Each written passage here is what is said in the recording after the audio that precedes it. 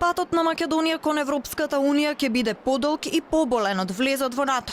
Ова го порача Рајхард Прибе, кој денеска не сакаше да зборува за резултатите од испорачаните реформи. Не бил моментот за политички совети.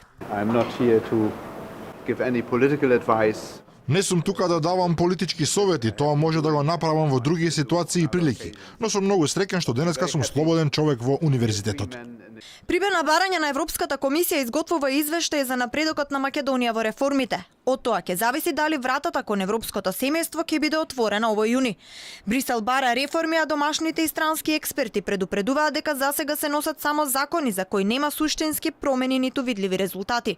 Рајхард Прибе денеска и покрај тоа што го пофали преспанскиот договор, порача дека патот кон Европската Унија ќе биде долг, а за успешна имплементација на бараните реформи е потребна промена на менталитетот, што е потешко од едноставна промена на законите.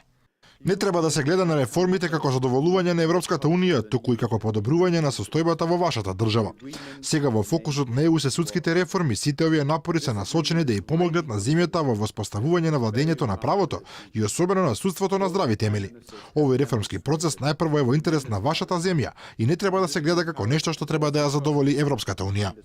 Јасно е дека мора да се испорачаат видливи резултати за многу краток временски период, а за сега имаме само планови 369 и план 18, кои стојат на лист хартија и укажуваат дека треба да се направат реформи во правосудството, безбедносните служби и администрацијата.